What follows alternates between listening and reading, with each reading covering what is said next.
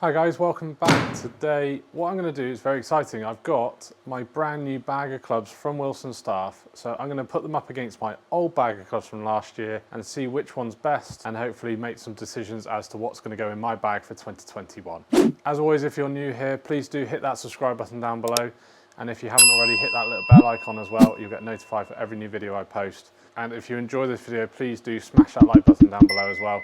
It really does help the channel and it helps others like yourself find the videos they're looking for. So let's get started.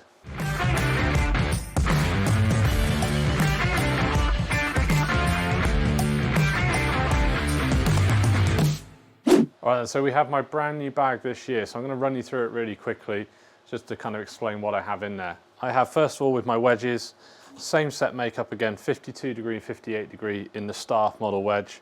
One of them, the 58 degree, is in a new tour grind. Basically means it's got a little bit more ground away on the back edge. It gives it a little bit more of a versatile play around the green. So if I want to open up the club face and things like that, it won't add too much bounce. It allows me to kind of play some more versatile shots. After that, I have my irons, which are the brand new Wilson Staff model CB irons. I've got those from pitching wedge all the way up to 4-iron this year. Obviously last year I had the Staff model utility iron in my kind of 4-iron loft, so I will compare the two of those later on, see which one I might put in play more often this year. From there I have the new Wilson Staff D9 hybrid in the 3 hybrid, so that's 19 degrees aloft. It's got the KBS Tour hybrid shaft and an X-Flex. I then have the brand new again Wilson Staff D9 5 wood this year. I think in other videos I've explained I haven't really put the fairway wood in terms of a 3 wood. So this year I decided I've ordered a 5 wood instead, which basically gives me a little bit more loft at 18 degrees rather than 15. Will just help me use it a little bit more on the fairways. I always felt maybe just that I didn't quite get the kind of play I wanted off the fairway. So yeah, I've gone 5 wood rather than 3 wood this year. We'll see how that compares. So that's a completely new club. Finally, I have my Wilson Staff D9 driver. So I didn't put the Wilson driver in last year. I had the Cobra F9 driver from the 2 years previous, which still performs really well for me. So it'll be really interesting this year. I've got D9 in 9 degrees, X-Flex 10 size shaft, and we'll just see how that goes in comparison. So let's go straight into my new irons. We're going to hit the 4-iron as well and compare it to my Staff model utility at the same time, but I'm going to compare the 7-iron to my D7 Forge 7-irons from last year. So these have got exactly the same shafts in Dynamic Gold 120 S300 shafts, standard length, standard lie. So there's absolutely no difference in the clubs apart from the club head itself. So let's see how I get on with these.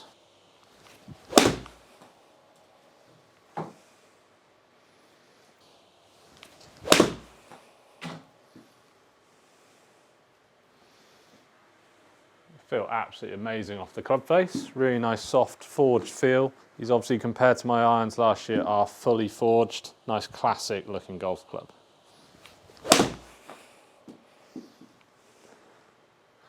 About the left. So as always, I've got the Staff model golf ball in play, so that's what I'm hitting today. Very close equivalent to a Pro View 1X as I showed you in the previous video. Oh.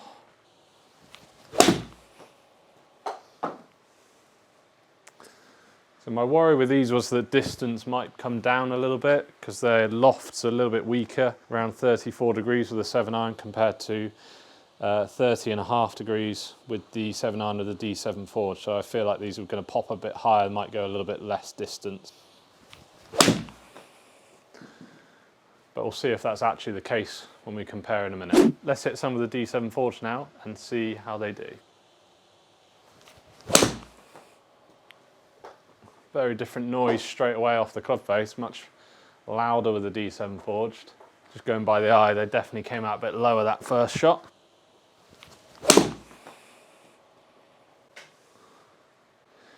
Yeah, I mean straight away they feel a lot more powerful. So they're getting out there probably about 5 or 10 yards further.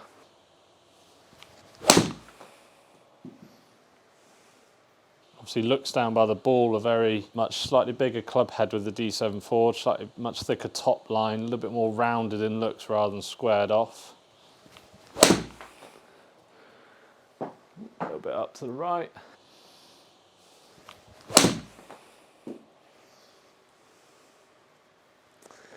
Yeah, it's just a nice flight.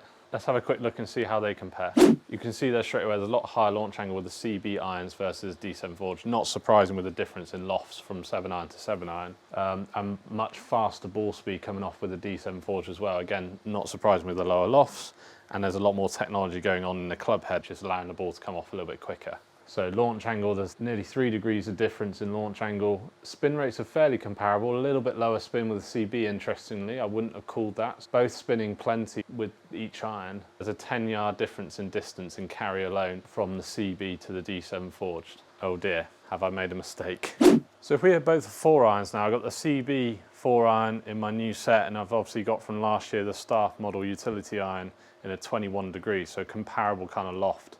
And the distance I'm expecting these both to go is around 200 yards, 210 mark. So we'll see sort of any differences in the flight between the two, and obviously any differences in terms of forgiveness between the two.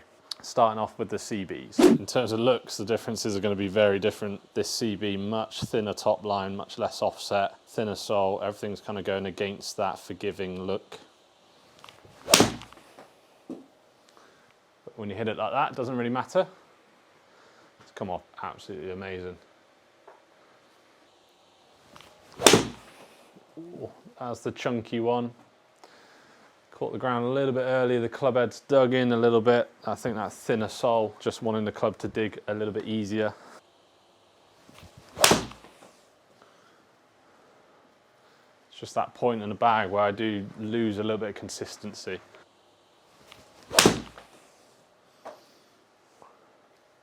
I lose a little bit low in the club face, that's dropping down to about 180 carry. Obviously when I catch one nicely like that, it does come off really nice feel, nice height, distance I'm kind of expecting around 190, running out 200, so it's a good club. Like I said, just looks very different down behind the ball, much thinner. Let's have a little hit with this Staff model utility and see how it goes. Biggest difference is straight away, this has got a graphite shaft, KBS hybrid graphite shaft and stiff.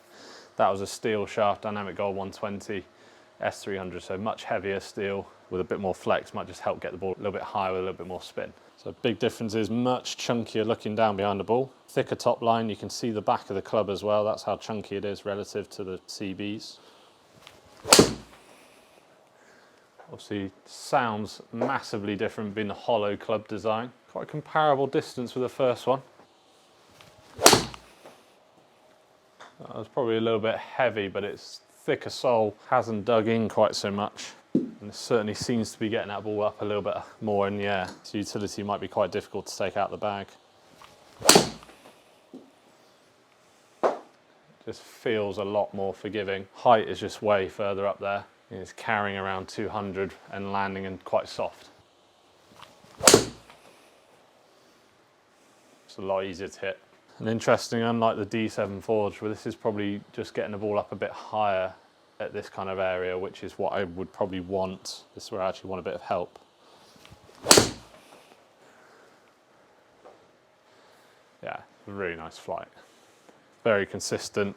So let's take a little quick look at the numbers, but I think I know what the result's going to be. So you can see there between the two clubs, very different. I mean, the CB is done quite well, but you see how much lower that flight is. Coming out with similar launch, but just never getting the ball up in the air quite so high. And so its carry distance is much lower than the Staff model utility iron. Got very comparable back spins, very similar launch angles, nearly a 10-mile-an-hour difference in ball speed. And just that alone is giving me nearly another 20 yards carry in the air. And that ball is coming down nice and steep with the utility iron. So in terms of stopping power, there's absolutely no problem that ball stopping on the green. In terms of overall distances, they're quite similar, but they're getting there in a very different way. So I think between the two irons, it might be a case of choosing one or the other depending on the conditions I'm playing in and depending on what kind of golf course I might play. So there you go, guys. That's my comparison of last year's bag to this year's bag. Always important if you're looking to replace your clubs to make sure you test like this. Make sure you're looking at the new clubs versus your old clubs and actually make sure you're getting something better out of them, whether it be more consistency, more distance, or whatever it is you're looking for. So always test, always compare, and then make a better choice from there. If you enjoyed today's video, please do give it a thumbs up down below. And if you haven't already subscribed, please do hit that subscribe button as well down below. And the little bell icon next to it will alert you to every new video I post. If there's anything else you guys want to see in other videos in the future, please put it in the comments down below. It really does help to get the chat going. And it's a great place to have a good, healthy discussion about how you can play some better golf As always, guys, thanks for watching. Stay safe, and I'll see you next time.